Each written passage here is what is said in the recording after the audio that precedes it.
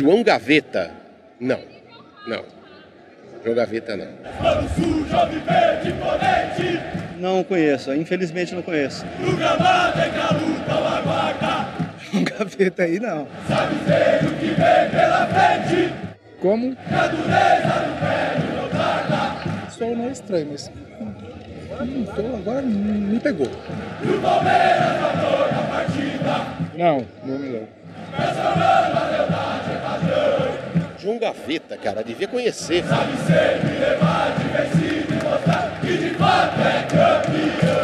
Não, João Gaveta esse não, desculpa, nunca ouvi. Agora que eu acompanho de perto, mas não lembro mesmo, cara. Pois é, cara, eu vou pesquisar, eu não lembro. Eu tenho que ser honesto com você, eu não lembro. Mas eu vou pesquisar, eu quero saber quem foi João Gaveta.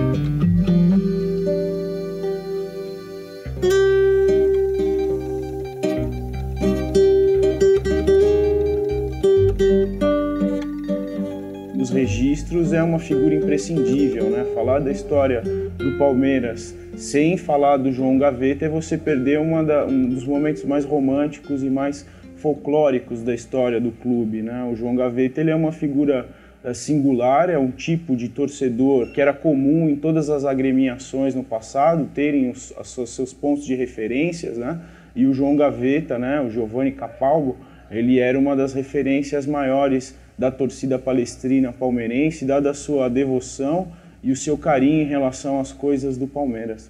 Para ele, qualquer jogo, de qualquer modalidade, principalmente no futebol, que o Palmeiras não ganhasse ou não estivesse ganhando, a culpa era do juiz, o juiz estava na gaveta. Ele veio da Itália, né? E aqui ele adotou como a sua casa, a sua família, o Palmeiras. E o Palmeiras o adotou. Diariamente ele vinha ao clube. Chegava de manhã e normalmente ia embora à noite. O Palmeiras tinha um jogo de basquete da equipe mini contra uma equipe inexpressiva. O jogo ia começar, o João Gaveta estava no jogo. O Palmeiras ia jogar uma partida de hóquei, o time juvenil contra um time de outra cidade longínqua. O João Gaveta estava no jogo. O Palmeiras jogava futebol de salão, qualquer categoria, o João Gaveta estava no jogo, aqui no ginásio.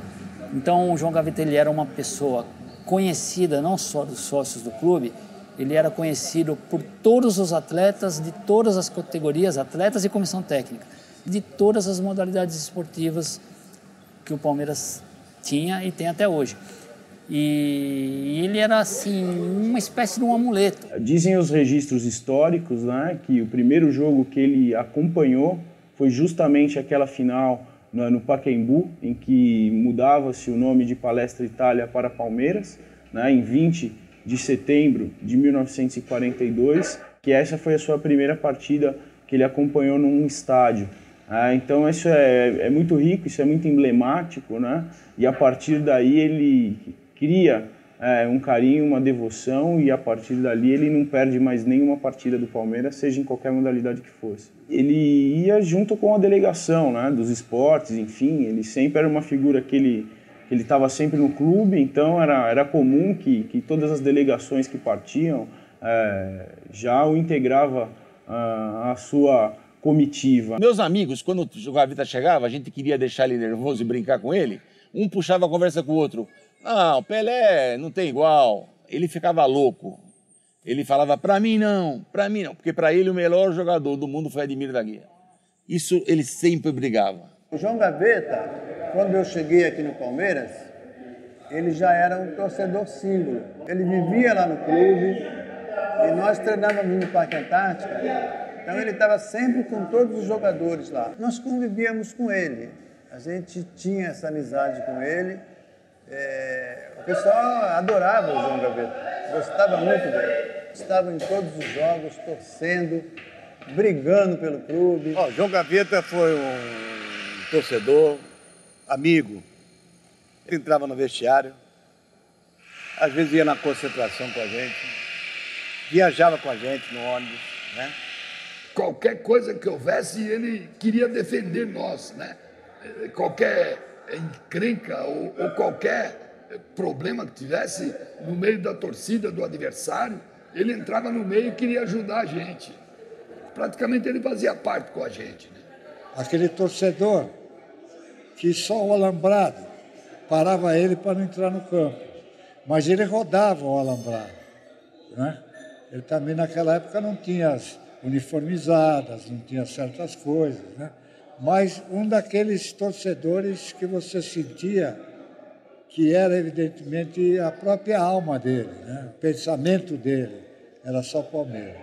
Ele é o cara mais conhecido, talvez mais conhecido que muito jogador. Eu acredito que naquela época todo mundo conhecia o João Gaveta. O pessoal de uma saudosa época da imprensa esportiva, Fiore Gilhote, Milton Peruzzi, Pedro Luiz, toda essa turma, todos eles sabiam quem era o João Gaveta, sabiam que ele era o torcedor símbolo do Palmeiras, sabiam que em determinado momento da partida, olha, o João Gaveta essa hora deve estar chincalhando o juiz, porque o Palmeiras não está ganhando, citavam ele em narrações, citavam ele em comentários. Você ia jogar basquete no Rio de Janeiro, não estou falando futebol, o João ia junto. A gente está jogando contra o Municipal, contra o Vasco, o João está na arquibancada. E o pessoal sabia, olha o João Gaveta. Se ele foi conhecido do Oiapoque ao Chuí, onde ele ia, o João Gaveta. Um negócio impressionante. A gente segurava ele, que às vezes ele queria entrar no vestiário do juiz. O Palmeiras ganhava de 3-1, mas ele achava que aquele gol do adversário foi impedimento. Quando foi gol, ele entrava no vestiário para chegar, calma, João. O basquete quase nunca perdia, mas quando, de vez em quando, nós estávamos perdendo e ele via que ia perder, ele esperava uma jogada duvidosa, um tumulto qualquer, onde todo mundo estivesse olhando, ele dava a volta na quadra, pegava a súmula e rasgava. Porque na cabeça dele, rasgando a súmula, teria que ter um jogo novo. Que não era verdade, mas ele fazia isso. Nós fomos jogar em Franca uma semifinal no campeonato 73, um jogo dificílimo. E nós fomos jogar lá, os 12 jogadores, e tinha 2 amigos que foram juntos. Nós fomos em 12 jogadores, o técnico, o diretor e 2 amigos. Quando nós entramos no ônibus, o João Gaveta estava lá dentro, ninguém percebeu ele entrar. O motorista não viu aquelas coisas todas, o João estava numa cadeira lá no fundo. Aí eu fui conversar com ele, falei, João, não é melhor você não ir nesse jogo, porque o jogo é duro e lá vai ser duro te defender, você é meio louco, todo mundo sabe. Eu falava com ele como se ele fosse uma pessoa da minha família. Eu sei que você apronta, você é meio louco, é melhor você não ir. Não, eu vou, ninguém me tira. E não tiraram, não houve Cristo que tirasse. Então, o jogo transcorria dramático, um ponto ali, um ponto aqui, um jogaço. Quando deu uns 4, 5 minutos do segundo tempo, teve uma confusão na quadra, na arquibancada. Nós olhamos, fatalmente era o João, né? Aí nós fomos 12 jogadores na arquibancada, mais o Edson Bispo, que era o técnico, por sinal, um cara que extraordinário, para ele não tinha tempo ruim. O Edson Bispo do Santos e nós 12 fomos lá em cima, porque era muita gente. Tinha 3.000 pessoas no ginásio, e o João Gaveta arrumando uma confusão aquelas. Aí nós tiramos o João de lá, os 2 que estavam torcendo para o Palmeiras quietos, mas foram lá assistir o jogo, e trouxemos os 3 para dentro da quadra. Não podia ficar gente dentro da quadra. Não era permitido pelo regulamento. Aí o Palmeiras falou, se os 3 não ficarem aqui, nós não continuamos o jogo. Aí acabamos tendo uma conversa, os árbitros, os mesários, os dirigentes da federação, e o jogo continuou com os 3 do banco, senão o jogo não continuaria. E nós ganhamos a semifinal, fomos para a final e ganhamos o campeonato. Foi uma vez que teve um jogo de Palmeiras e Corinthians de basquete. O pessoal do Corinthians estava com uma bandeira e ele, por baixo, escondidinho, pôs fogo na bandeira, dentro do ginásio. E saiu sorrateiramente. Era um Palmeiras e Corinthians de grandes jogadores. O Palmeiras tinha Mosquito, Jati, Rosa Branca. O Corinthians tinha Vlamira, Mauri. Um jogo extraordinário era. Inúmeras federações colocavam nos seus boletins oficiais, né, a exclusão dos ginásios do João Gaveta, né, porque ele era um Ele era um inimigo número 1 dos juízes, das federações, enfim. Eu fui pitar um jogo, Santos e Palmeiras no Parque Antártico, um domingo de manhã, que o Palmeiras perdeu para o Santos o gol de Ayrton. E quando eu passei naquele chiqueirinho que tinha, agora não tem mais, ele estava com a camisa assim.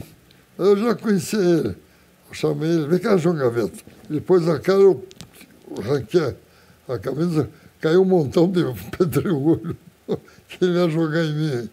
Ele fazia isso, enchia a camisa de pedra para jogar no juiz de bandeirinha. Foi folclórico, muitos anos. Como era?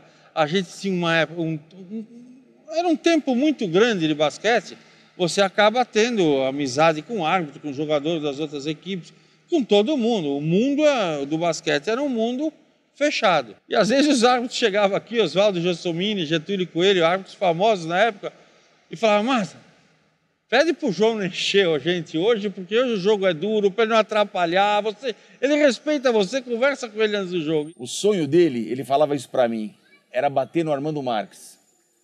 O juiz que apitou Palmeiras e São Paulo, o gol do Leivinha de cabeça que ele anulou e deu com a mão, o João Gaveta queria bater nele. Ele foi no primeiro jogo que o Armando apitou, depois daquele jogo do Palmeiras e São Paulo, no Pacaembu, ele foi lá, na saída, não conseguiu. Aí o que ele fez de noite? Ele foi pro Ponto Chique, ele sabia que os juízes iam lá tomar um lanche, e deu uma cintada no Armando Marques.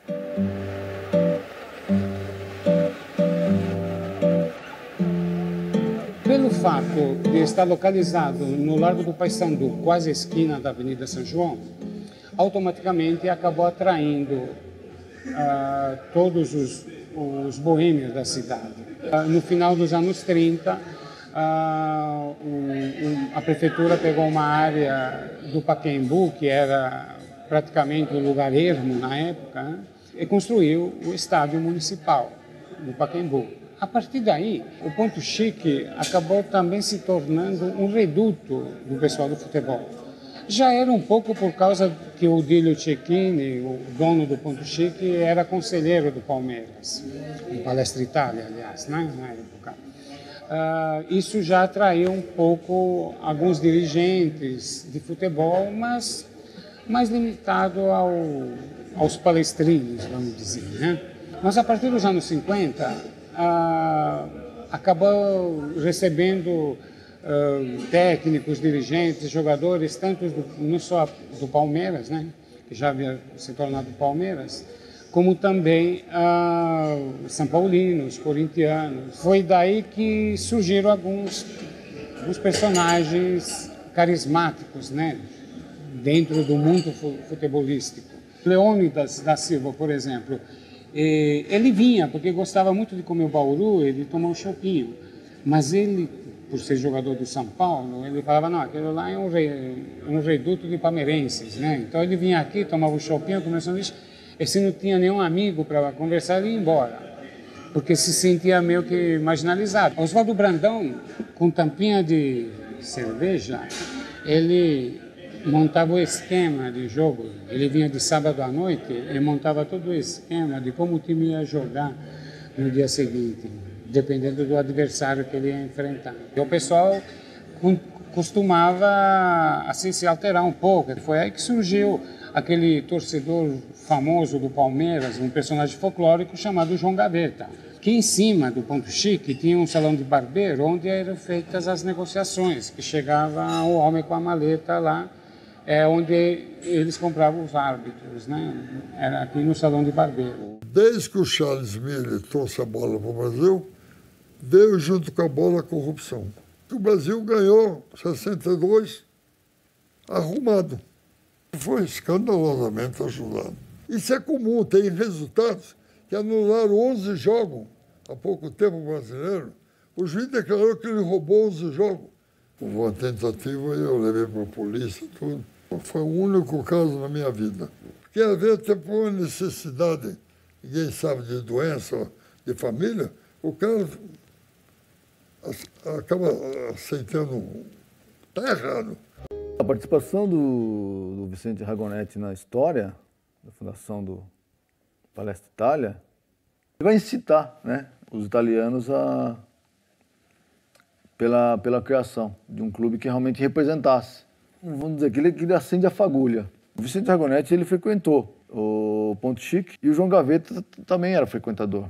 Acredito que dentro desse local possam ter se cruzado. Se você acompanhar a vida do Vicente Ragonetti, longe dele ser um atleta, né? Ele já tinha uma participação no jornal Fanfula. Até que, mais ou menos em 1925, ele cria o jornal, o próprio jornal, o Moscone.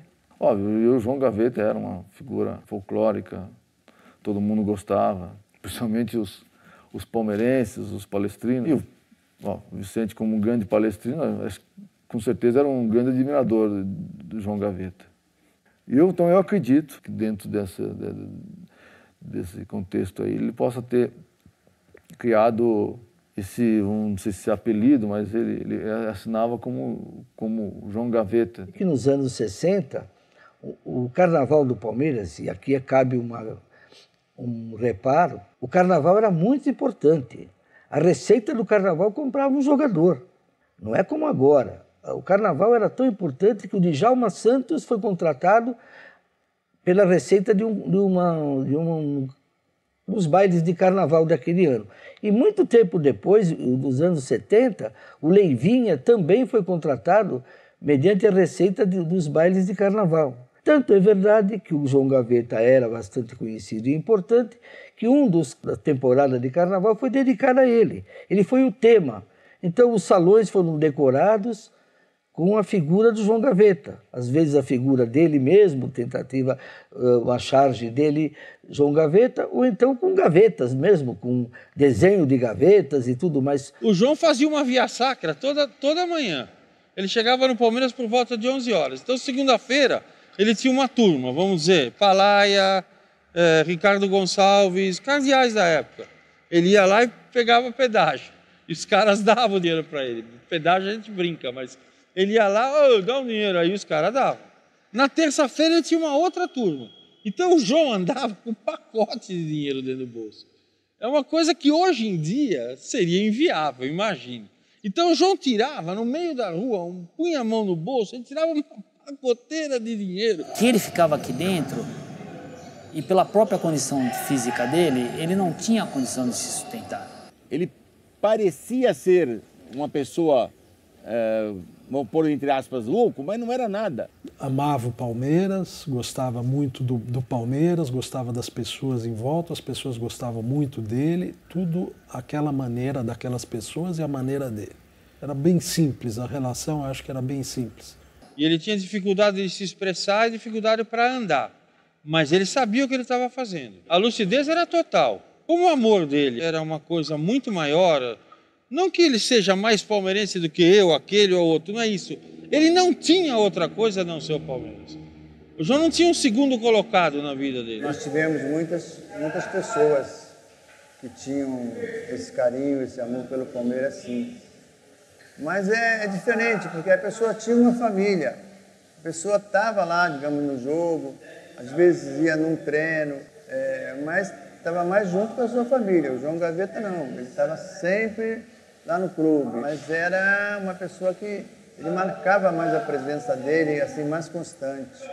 Eu acho que a vida dele, na verdade, era o Palmeiras mesmo. Ele morava com a irmã era casada e tinha um quarto para ele na casa que ele morava no Bexiga. Ele só ia lá para dormir. A hora que acabassem todas as atividades do clube, que naquela época eram muitas, o João ia embora 11h30, meia-noite para a casa dele, dormia, no dia seguinte estava aqui outra vez. Esse número 105, eu sei que era logo virando ali, né? Ele morava ali na rua Barata Ribeiro, naquela reta, né? Porque depois a Barata Ribeiro sobe, né? E vai até a Peixoto Gomido. Perto da sauna. Antes da sauna um pouco. Tinha um casarão grande lá, velho. Foi demolido faz tempo já. Para mim, o João criou um mundo. O mundo dele era o Palmeiras. Então, tudo girava em torno desse mundo. Para ele, o mundo começava na portaria da Turiaçu e terminava na rua Padre Antônio de Tomás. O mundo do João era circunscrito ao estádio do Palmeiras e aonde o Palmeiras estivesse, como se fosse um território do Palmeiras, o ônibus, o trem, a delegação e o campo onde o Palmeiras fosse jogar. Então, para ele, o mundo dele era o Palmeiras. Ele vivia nesse mundo, isso que até feliz. A gente sente saudades porque foram tempos gloriosos que o Palmeiras teve, que o Palmeiras passou, e a gente, um ano sim, um ano não, a gente era campeão de alguma coisa. Ou paulista, ou brasileiro, ou de uma taça de prata, ou taça de ouro, que naquele tempo tinha muitos torneios também, né? Então, a gente tinha uma amizade muito grande, o ambiente era muito bom dentro do Palmeiras. Na nossa época, nós éramos em 30, nós tínhamos na equipe 5 jogadores que tinham carro. Nesse carro ia 5 em cada carro. Para o almoço, que tinha treino à tarde, aí saia para almoçar, ia no Lago da Rocha almoçar, ia para o restaurante. Ninguém em casa, que eu treino às 2 horas da tarde. Hoje não, hoje cada jogador tem 5 carros. Então o nego pega o carro e vai embora, outro pega e vai embora, tal. Tem união. Eles pouco se cumprimentam, entendeu? Pouco se fala. É cada um para si e Deus por todos. Hoje existe um ciúme, entendeu? Um jogador com outro, um fala mal do outro. Nosso tempo não, já tinha... Estava meio invocado com o outro, já, olha, vai pro vestiário, os dois estão na porrada, resolve lá embaixo. A gente faz isso mesmo, fazer a rodinha, se vira lá embaixo. Então, se resolvia ali. Hoje não, é fofoquinha aqui, fofoquinha ali e tal. E hoje o cara vai no espelho, né? Tinha jogadores que tiravam os dentes para jogar. A dentadura para jogar e pá, não tem nem frescura, não. Ô, porra, o cara hoje tem que entrar maquiado, sim, tem que entrar, pentear o cabelo, tem que fazer a barba, para aparecer na televisão. Que hoje é um artista. Nesse tempo era marginalizado o jogador, né? Era profissão de vagabundo, na década de 60. Eu, quando vim para cá para casar com minha mulher, foi uma briga. O pai dela, aquele italianãozão, jogador de futebol não presta, jogador de futebol não presta. Com muito custo eu casei. Nos anos 70. Aí, porque era briga, gente. Hoje não. Hoje a maior alegria do pai é ter a filha casada com o jogador, né? Era um futebol mais técnico, onde não existia aquela competição, aquela guerra, né, como existe hoje, né? Então, hoje, o principal aspecto, a virtude do jogador hoje é o quê? É o porte físico. Antigamente era a técnica, entendeu? Hoje, um cara que corre muito, um cara muito forte e tal, ele joga em qualquer time. Antigamente era muito difícil, não bastava apenas a condição física, a técnica que prevalecia.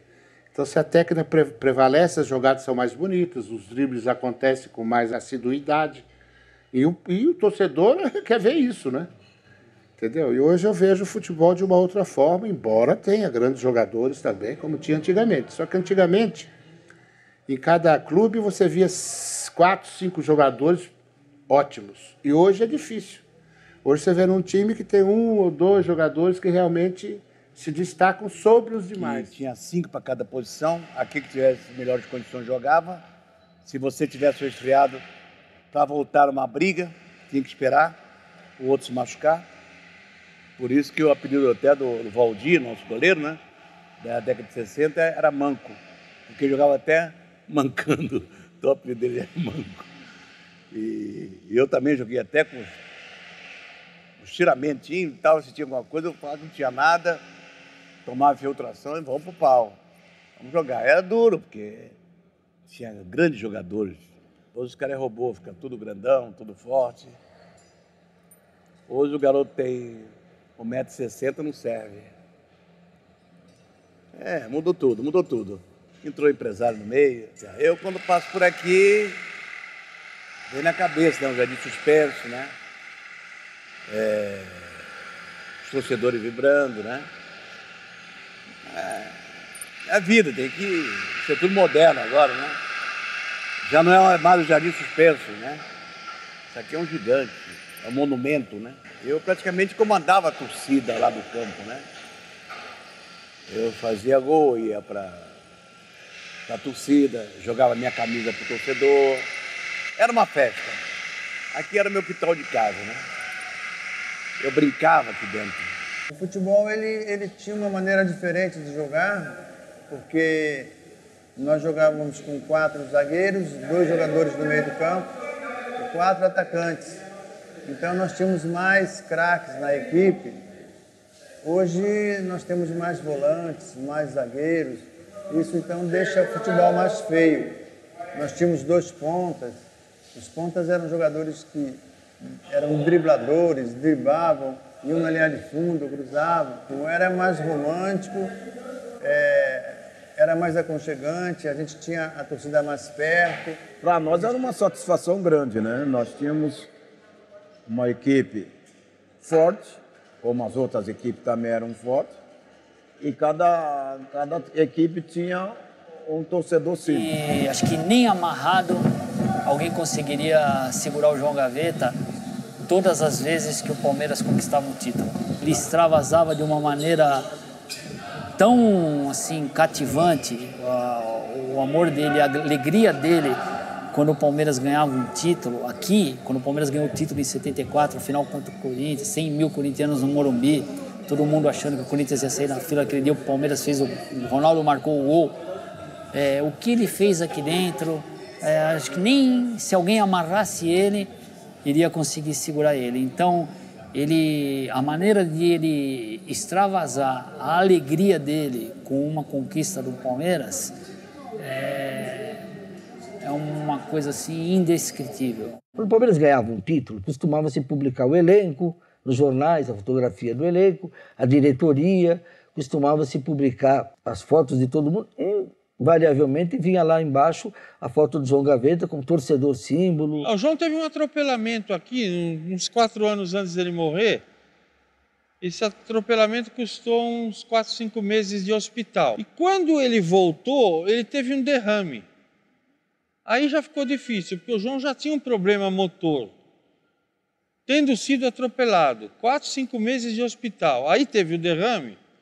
No fim, ele vinha no Palmeiras carregado, os amigos punham ele no ginásio para ele ver alguma coisa, mas ele já não atinava muito as coisas. Então a gente sabia que a morte era iminente. Aí ele já não tinha mais aquela atividade, ele já não era o mesmo. Meu pai era médico, era professor na Santa Casa na época, e o João Gaveta foi internado lá e conseguia até conversar de uma ou de outra coisa, a parte de futebol, assim. E aí que a gente descobre um ser humano que a gente não conhecia, que a gente tinha só aquela imagem dele no Palmeiras, protestando contra a arbitragem, não sei o quê.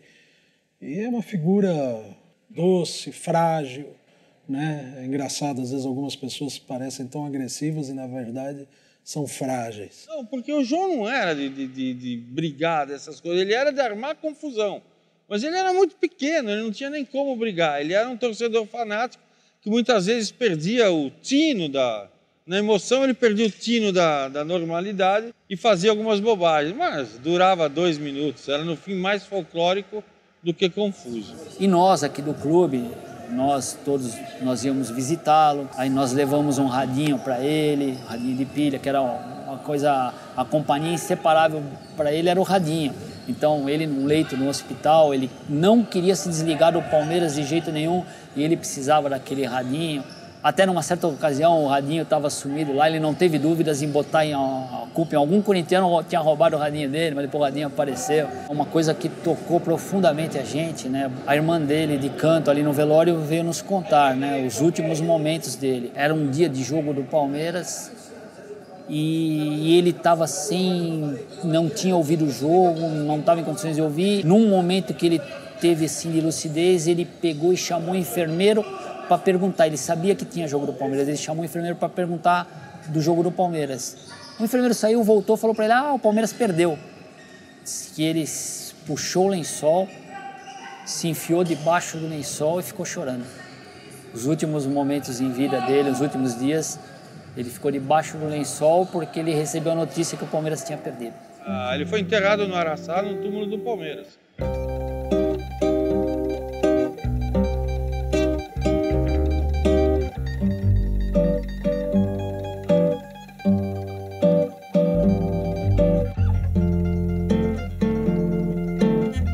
A morte dele foi uma comoção, foi noticiado e tudo mais.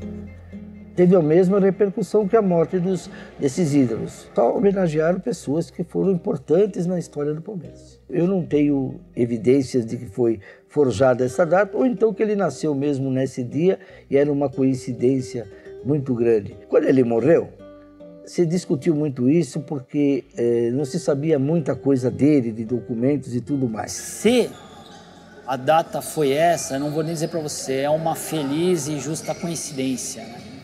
Porque 1920 é o ano que o Palmeiras ganhou o seu primeiro título. E 26 de agosto é a data de fundação do Palmeiras, né? 26 de agosto de 14. Claro que hoje talvez tenha saído de moda essa ideia do torcedor símbolo. Acho que até, né, não aparece com tanta visibilidade mais. Essas formas mais individualizadas, elas se transformam em coletivizadas. O fato é que as torcidas organizadas e essas coletivas, de modo geral, elas acabam visibilizando e dando mais voz, digamos, à ação torcedora do que torcedores isolados, propondo outro tipo de atitude política diante do futebol, né? Perdeu um pouco essa capacidade de projetar num único indivíduo, digamos, a totalidade dos torcedores. As torcidas organizadas, elas trazem consigo esse caráter mais popular de expressão e manifestação dentro dos estádios, né?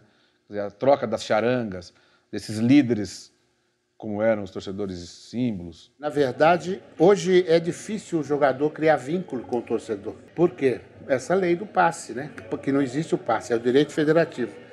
Então, na nossa época, como era mais difícil você sair do clube, você ficava muito mais tempo. Então, criava laços afetivos com o torcedor. Hoje não existe mais. Hoje o jogador que pensa profissionalmente, não interessa para ele ficar muito tempo num clube. Não interessa para ele sair fora. Porque aí ele vai ganhar aqui, vai ganhar ali, entendeu? Então, não cria isso daí. Então, o futebol passou a ser um comércio, né? Não existe mais aquele amor, aquele carinho que tinha antigamente, né? Como tem muito dinheiro hoje envolto no meio da coisa, a coisa ficou realmente para as pessoas explorarem ali dentro do futebol. Isso faz com que o futebol diminui assim e o próprio público também, né? Já não vê as coisas que via antes justamente por isso. O futebol, de uma maneira geral, o esporte, de uma maneira geral, ele tomou um rumo muito mais profissional, muito mais distante, muito mais frio, muito mais desumano, entre aspas, no sentido de se perder algumas características que o tornaram o esporte mais popular, né? Fazendo um breve histórico, o esporte como o futebol, ele nasce com as elites, ele perpassa a ser um esporte popular e de massa, e de uns tempos para cá ele novamente retorna a ser um esporte com caráter elitista e excludente. A partir daí, esses personagens folclóricos, a Elisa do Corinthians, a Conceição na Ponte Preta, a filhinha do São Paulo, o João Gaveta, né, do Palmeiras, eles acabam sendo excluídos desse processo. Você perde aquele folclore, aquele romantismo, aquele brilho, porque o esporte, de uma maneira geral, ficou mais higiênico. Ele ficou algo mais pronto para determinados perfis. O modelo que está se criando é um modelo taylorista, fordista, né? Produção em série de torcedores, ou seja, você vai ser um número de projeção estatística e financeira. Você não vai ter mais identidade nem cara, né? Você vai ser um cliente, você vai ter a sua cadeira, você vai ser o número tal dentro do processo sócio-torcedor, com uma carteira número X que vai te identificar dentro de um processo A da ala VIP B. Ou seja, você não vai ser o João Gaveta, o Frei Cebolinha, a Dona Luzia, entendeu? O José Ezequiel de Oliveira, o Fernando Galupo, o Celso Massa. Você não vai ter mais essa identidade. Você vai ser apenas um cliente, um número, dentro desse processo financeiro qual os clubes ingressaram de uma maneira visceral. Porque o futebol está realmente muito inflacionado em todos os sentidos, não só no preço do jogador, no que ganha o jogador, mas também no que cobra para se ver um jogo de futebol, né? Claro que muda. E hoje, por exemplo, existe a televisão. E a televisão, você pode assistir o jogo fora de qualquer lugar que for. Então, o que acontece? Hoje você pode escolher. Então, para você ir a um campo de futebol, Você realmente tem que gostar muito do seu clube, você entendeu? Porque o cara que deixar de gostar um pouquinho e tal, ele vai ter oportunidade da casa dele, tranquilo, com um maior conforto, porque dificilmente, né, no estádio ele vai ter o conforto que pelo que ele vai pagar. Até os anos 70, ter torcedores dos estádios era arrimo financeiro dos clubes. O ingresso potente da televisão, por exemplo, quer dizer, os clubes começam a oferir recursos de outras, digamos, de outras alíneas, né? De outros lugares. Ter torcedor no estádio vira uma coisa quase que alegórica, episódica, não precisa mais ter. O estádio, no futuro, e eu digo isso com uma ponta de tristeza, mas fazer o quê? É o progresso, o estádio vai virar um apeço de um shopping, onde a pessoa vai lá, faz um monte de coisa até ver o jogo de futebol. Até vai ter jogo de futebol no estádio. Eu acho que isso faz parte dessa, aí sim, de uma elitização por cima do futebol. Essa tentativa de transformar o torcedor em torcedor de poltrona, como o torcedor fosse um consumidor atávico de pay-per-views e de souvenirs do time. Os torcedores consomem isso, mas consomem também pelo mercado paralelo, né? Produtos que não são oficiais. Quer dizer, essa inventividade popular, ela nunca vai deixar de existir, mesmo com todo esse processo que aparentemente tende a homogeneizar as formas de torcer. Eu acho que as formas de torcer elas vazam para todos os lados, né? Agora, eu acho que transformar o torcedor em um mero consumidor de espetáculo é uma bobagem, porque, enfim, torcer para um time e comprar um ingresso para ver o teu time não é a mesma coisa que você comprar uma bala, né? Não é uma coisa que você comprar um presente, né? Eu acho que são dimensões muito distintas de produtos que nós estão sendo colocados em jogo aí. Eu acho que é impossível transformar os torcedores em meros consumidores do esporte. Enquanto tiver o viés da paixão e essa identificação, que tem muito subjetiva, com o esporte, eu acho que não dá para transformar o futebol numa coisa simplesmente vendável ou consumível em poucas horas, né? Essa falação cotidiana do futebol mostra muito isso. As pessoas gostam de falar sobre o futebol. O futebol é quase que uma linguagem franca. Ele não está só no terreno daquilo que é consumido em um momento específico na vida, né? Ele extravasa, digamos, os limites, né, mais racionais dessa perspectiva economicista que se quer colocar no futebol. Claro que ele também é isso. Até que ele se tornou um grande mega evento, uma grande fonte de renda para os seus protagonistas, né, sobretudo os dirigentes e a FIFA.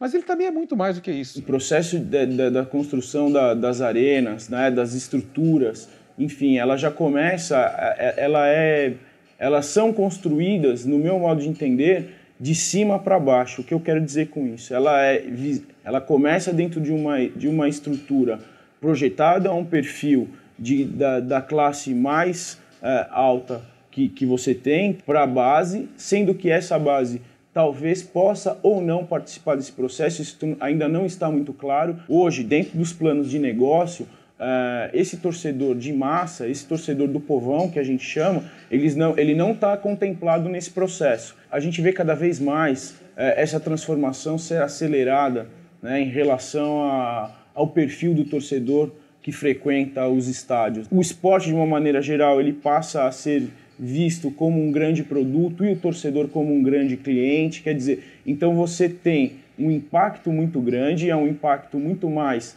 do ponto de vista administrativo e financeiro do que do ponto de vista puramente esportivo. Os esportistas que amam o esporte de uma maneira geral, eles acabam sendo excluídos do processo em detrimento aos clientes, aquelas potenciais pessoas e figuras que podem, dentro de um estádio de futebol, ser o mais atraente em termos do quanto ele pode gastar financeiramente. Então, algo que era massificado, que era popular, entendeu? Que você ia no estádio e comia um pão com mortadela e tomava um sorvete e gastava menos de R$5 para participar de todo esse processo popular que levava mais de 100 mil pessoas aos estádios, ele acaba se diluindo porque você acaba segmentando esse torcedor em pay-per-view, em televisão, em camarotes, em situações muito mais específicas do que puramente você atraí-lo pela simples paixão pelo esporte da maneira como ele está constituído. Então hoje há uma transformação muito grande. Eu vejo que todas as instituições, de tudo que eu tenho acompanhado, elas tendem a virar uma grande Disneylândia, né? No sentido de ser um grande entretenimento, é o caminho que as instituições estão traçando, em detrimento ao esporte de uma maneira geral. Futebol virou uma coisa muito interesse, As torcidas se tornaram também parte desse mundo de interesse. Não tem mais uma paixão genuína, tem interesses. Então isso vai diminuindo o espaço, né? Às vezes tem a impressão que a pessoa que se acha ou se diz amar o clube, etc., ela se sente até diminuída, né? Como se fosse ela a trouxa da história, né? Coisa que antigamente era mais valorizado, né?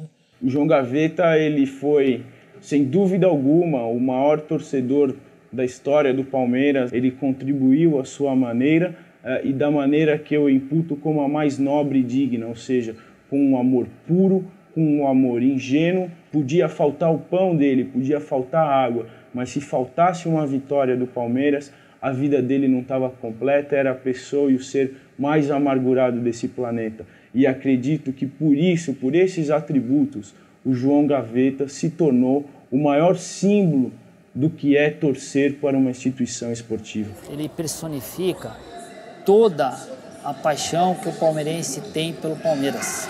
O palmeirense gosta do Palmeiras e se interessa pelo Palmeiras se o Palmeiras for campeão do mundo ou se o Palmeiras estiver fazendo uma partida contra um time inexpressivo na segunda divisão. A paixão do palmeirense pelo Palmeiras é incondicional. E o João Gaveta personificou toda essa paixão na figura de uma pessoa. O João ficou na história. Até hoje, quando o cara agita muito, mete o pau muito, quer brigar e tal, a gente chama do futuro, ó o João Gaveta aí. O papo aqui dentro do clube é assim. Já que falar que o cara tem, para ter um busto aqui, o cara tem que jogar só do Palmeiras, João Gaveta tem que ter um busto, porque só ele frequentou o Palmeiras durante a vida dele toda. Amava o Palmeiras acima dos homens. Ele amava essa instituição como deve ser amado, ou seja, conduzir em tudo ele gostaria que o Palmeiras fosse grande. Seja no futebol de botão, ao futebol profissional, ele estava lá dando o seu quinhão de amor, dando a sua parcela de contribuição, despendendo a sua energia, né? E eu creio que todo torcedor de boa fé deveria se espelhar em exemplos como o João Gaveta, né? De trazer e fazer o esporte de uma maneira romântica, de uma maneira folclórica. Eu tenho saudades do tempo da bola marrom, né? Da bola cor de laranja, marrom, da camisa só com o P, e que os jogadores choravam quando o time perdia e tinham vergonha de passar um tempo sem ganhar um campeonato, e o jogador não beijava distintivo, não. Ele honrava o distintivo. Infelizmente, eu sei que somos obrigados a aceitar a modernidade. E nessa modernidade não há mais espaço para o João Gaveta.